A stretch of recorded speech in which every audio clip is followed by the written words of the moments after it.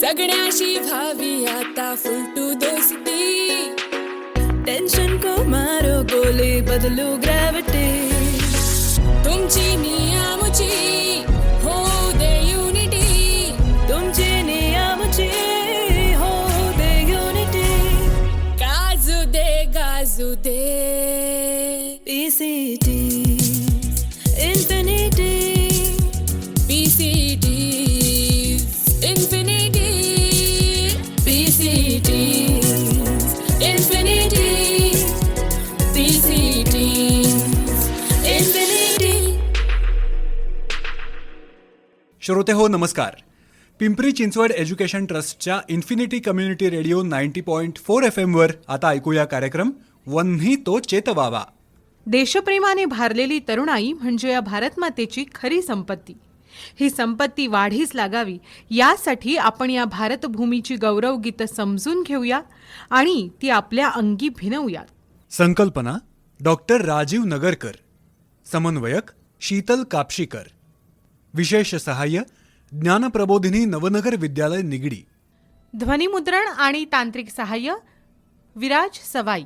गीत भव्य दिव्य भारता, तबला सिद्धी कराहडकर, हार्मोनियम स्वरा केंढे, राधा जोशी.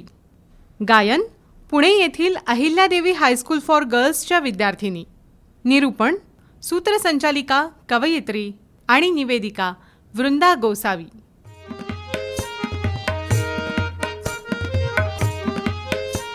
वन्ही तो चेतवावा, वन्ही तो चेतवावा.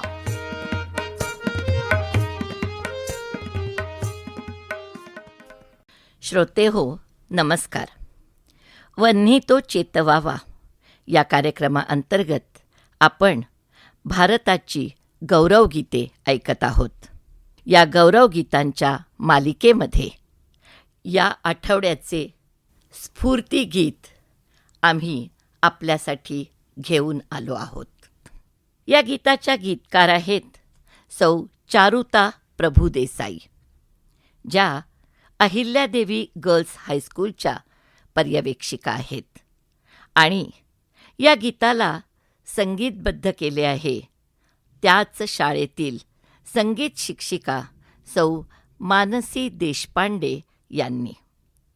श्रोते हो, आपल्या देशाचे सौंदर्य इतक्या विविधांगांनी नटलेले आहे की त्याचे वर्णन करायला तेवढेच विविध शब्द वापरले जातात. भारतात निसर्ग सौंदर्याची विपुलता आहे. भारताचा इतिहास वैभवशाली आहे.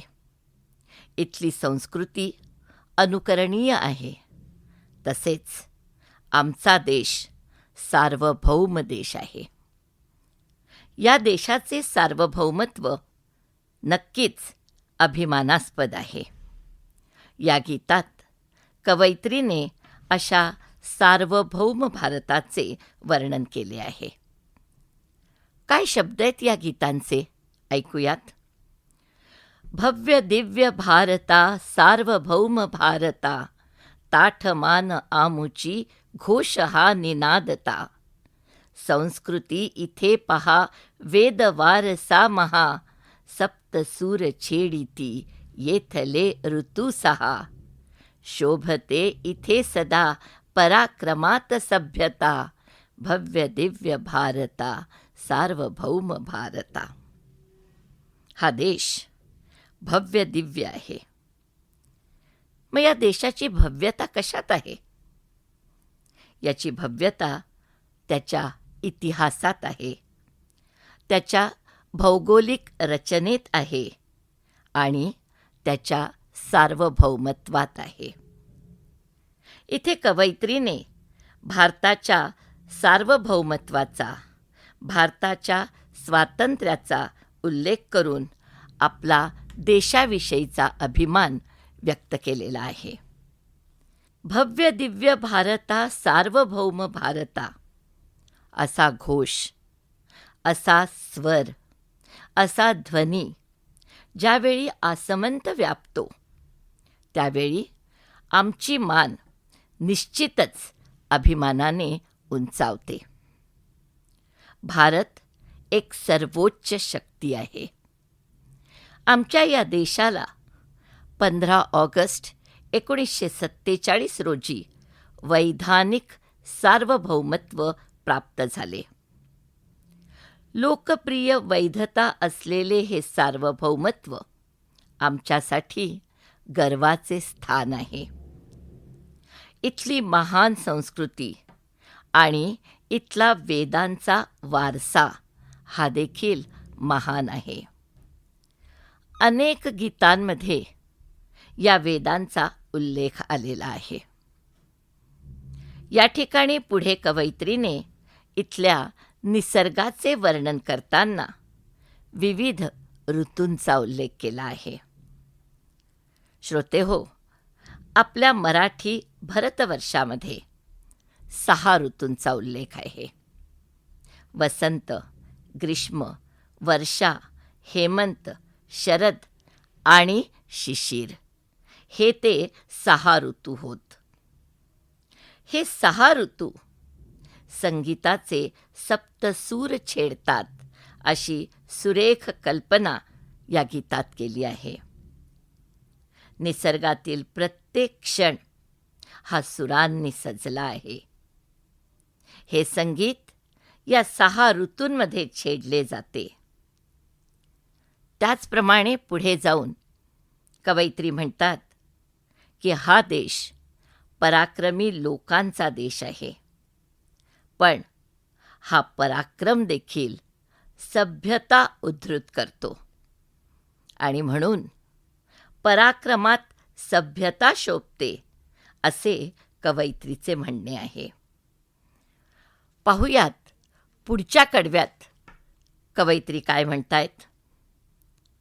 नद्यातूनी खळाळते पवित्र तीर्थ वाहते, सस्य श्यामला धरा सुखे सचैल नाहते, डोलल्या पिकात पाहतो किसान देवता, भव्य दिव्य भारता सार्वभौम भारता, ताठमान आमुची घोष हा निनादता. श्रोते हो, अनेक नद्या या आपल्या भूमीला पवित्र करीत आहेत. नद्यांमधून वाहणारे पाणी हे जणू पवित्र तीर्थ आहे. आपल्या धमन्यांमधून जसे रक्त सळसळते तसे या नद्यांमधून पवित्र पाणी खळाळते. गंगा, यमुना, सरस्वती, गोदावरी किती नावे घेऊ. यासारख्या अनेक नद्या या भूमीला सुजलाम सुफलाम बनवत आहेत. आपल्या भूमीचे वर्णन कवयित्रीने सस्य श्यामला धरा या शब्दात केले आहे. अर्थात शेते पिकांनी डवरून आली की रंग गडद हिरवा बनतो आणि गडदपणामुळे तो काहीसा सावळा दिसतो. म्हणून ती श्यामला दिसते अशी कल्पना कवयित्रीने केली आहे. धान्याच्या पिकांनी डवरून आलेली धरणी माता म्हणजे सस्य श्यामला माता होय.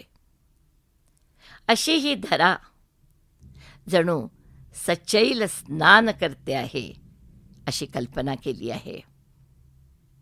शेतात पीक डवरून आले आहे.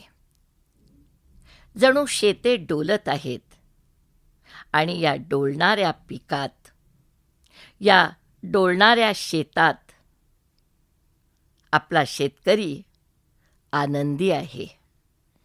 कारण काय? तर या ठिकाणी तो देवतेचा वास आहे असे मानतो.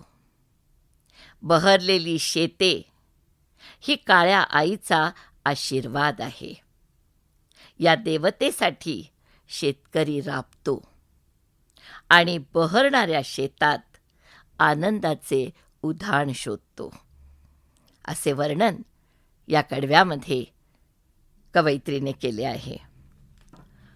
पुढील कडव्यात काय म्हणतात पाहूयात.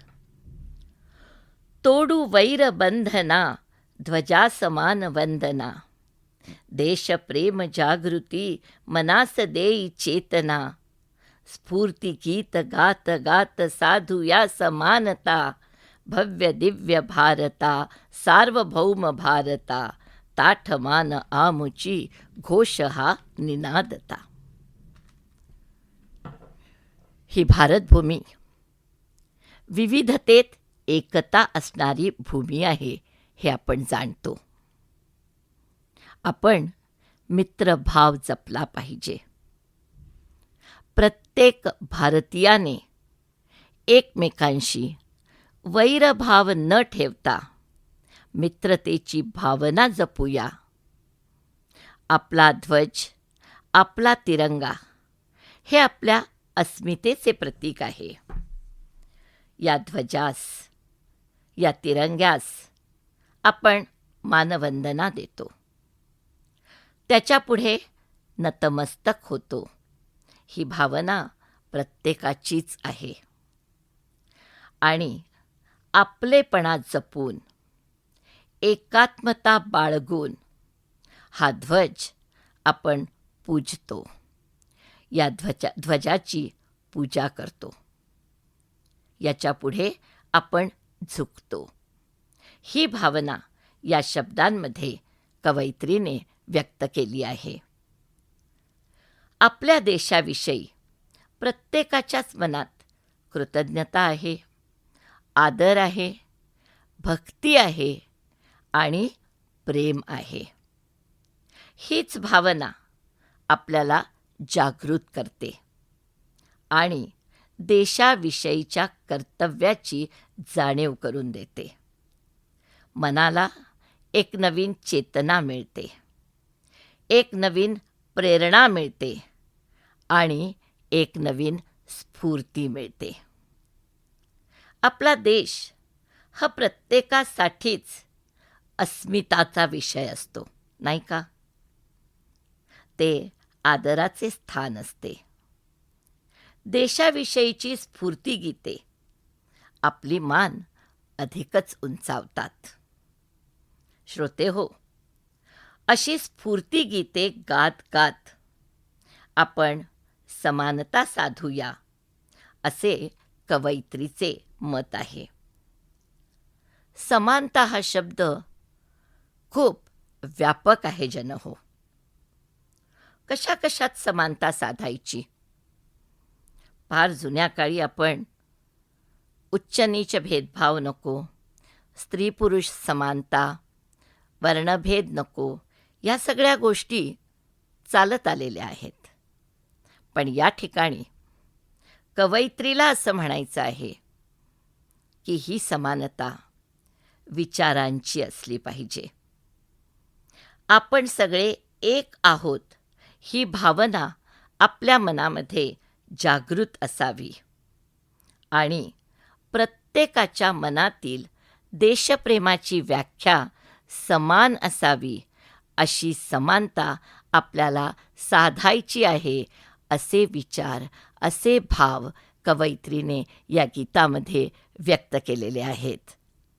तर जनहो, ऐकूया हे स्फूर्तिगीत, भव्य दिव्य भारता सार्वभौम भारता.